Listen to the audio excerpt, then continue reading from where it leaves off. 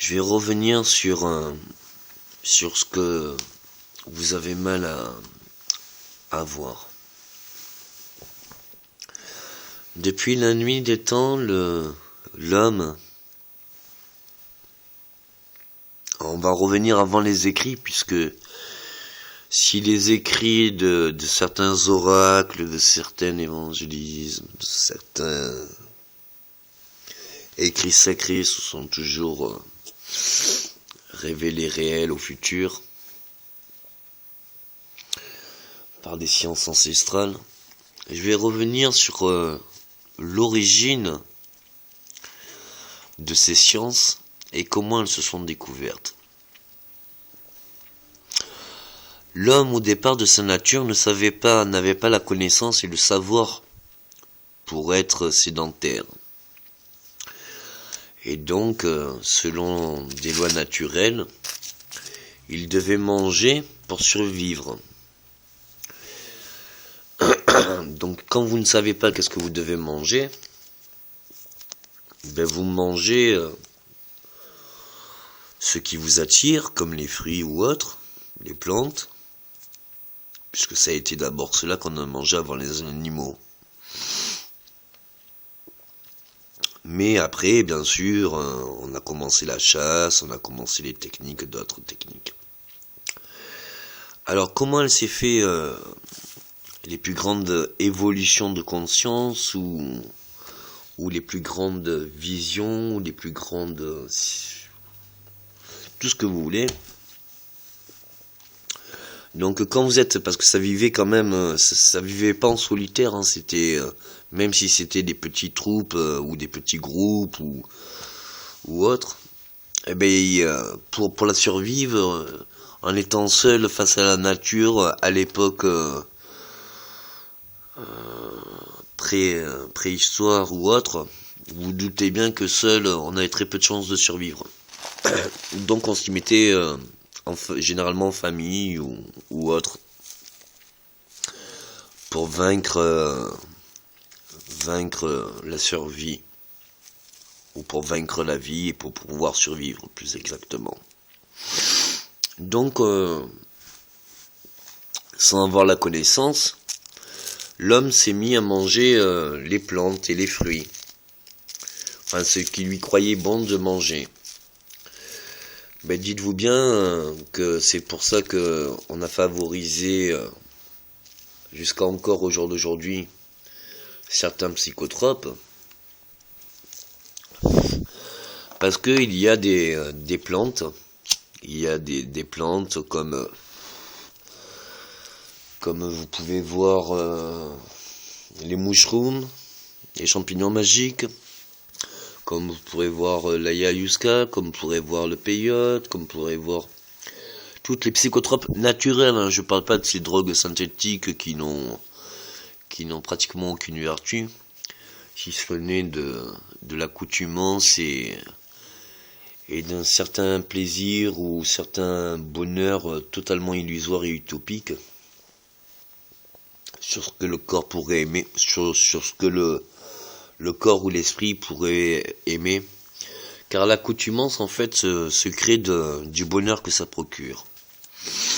Or, toutes les plantes et les psychotropes, ce sont des plantes sacrées qui ne sont pas utilisées pour la festivité ou pour la récréation ou pour toute comment ça s'appelle, sans maîtrise ou sans guide, mais on peut pas les comment ça s'appelle, les anéantir, parce que justement elles ont permis depuis la nuit des temps de découvrir de nouvelles sciences, les nouvelles capacités de l'esprit, les nouvelles profondeurs, des nouvelles réalités. Alors comment je vais vous l'expliquer? C'est comme votre conscience, comment ça fonctionne, pour ceux qui n'ont jamais pris de drogue. Tout ce que vous voyez au jour d'aujourd'hui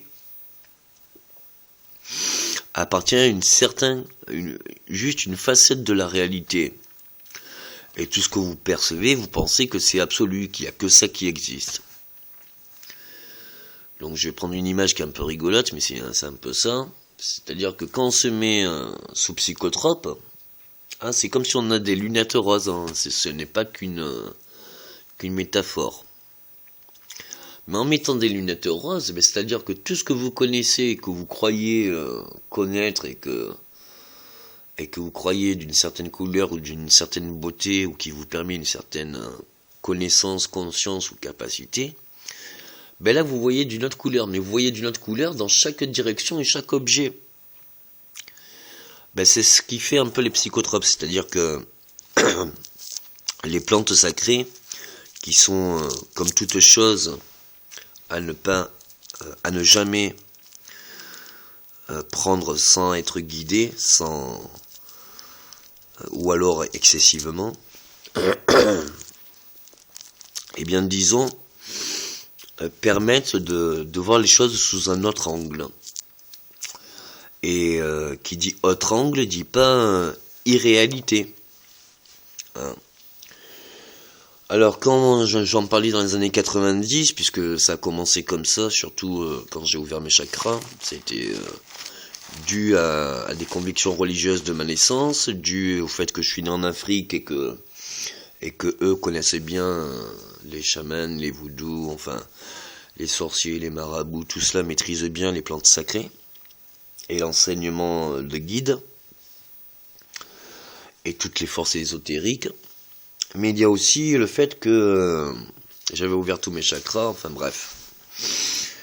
Et quand j'en parlais à un occidentaux qui était de professionnels,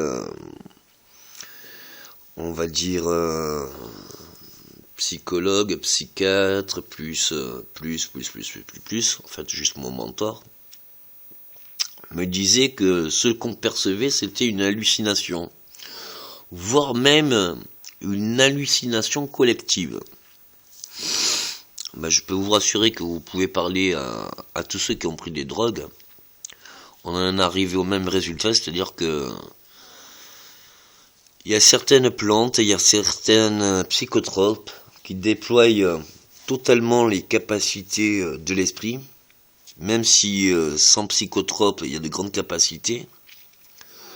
Le fait de prendre une seule fois, parce que ce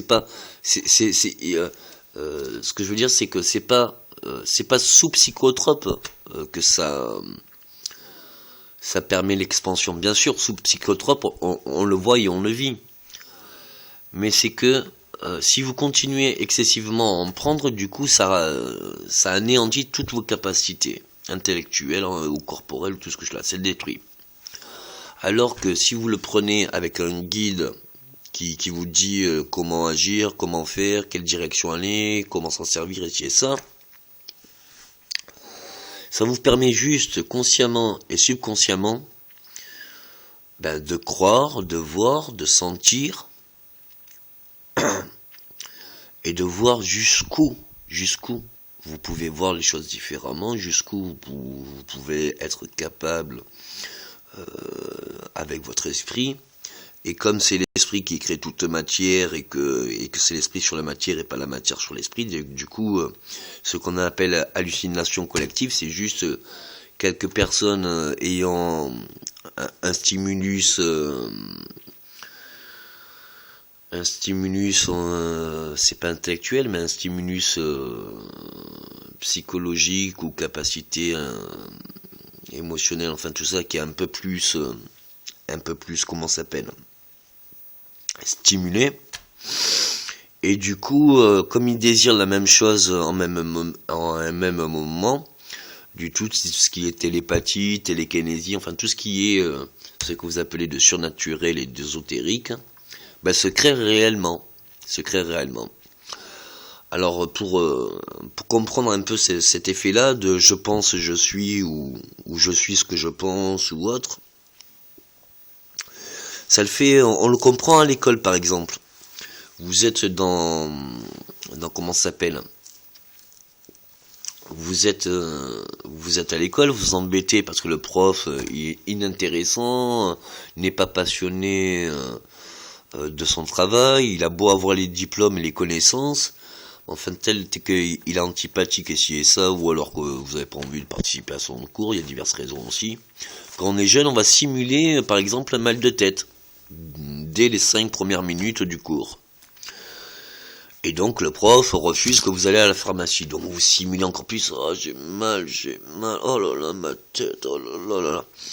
Et puis des fois, avant que le prof accepte que vous allez en pharmacie, des fois ça dure une demi-heure, 3/4 d'heure. Bon, alors ça c'est... tout cela c'est... vous n'avez pas mal à la tête, juste vous simulez. Mais le pire c'est qu'au bout de 3/4 d'heure avant la fin du cours, quand vous allez à la pharmacie, dès que vous arrivez à la pharmacie, la première chose que vous faites, vous demandez un médicament. Et c'est pas parce que vous demandez un médicament parce que vous avez pas besoin du médicament. Non, non. C'est parce qu'en arrivant à la pharmacie, vous avez vraiment mal à la tête. Hein. Je pense et je désire être malade, et du coup, je deviens malade et j'ai besoin de soins. Donc il y a une réelle force de la pensée dont vous maîtrisez pas forcément ses vertus ou ses qualités ou ses défauts, qui est quand même à faire attention parce que c'est quelque chose de très puissant, quoi. Et j'expliquerai dans les prochaines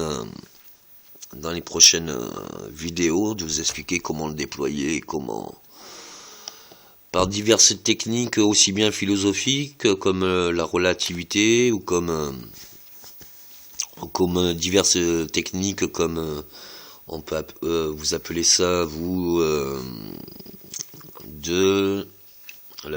un stimulus constructif, non c'est pas comme ça que vous l'appelez, enfin bref, il y a diverses techniques de le réaliser, mais tous les chemins vont à Rome, et quel qu'en soit votre état d'humeur, ou quel qu'en soit votre désespoir, ou quel qu'en soit votre état de santé, vraiment on peut se guérir rien que par la pensée.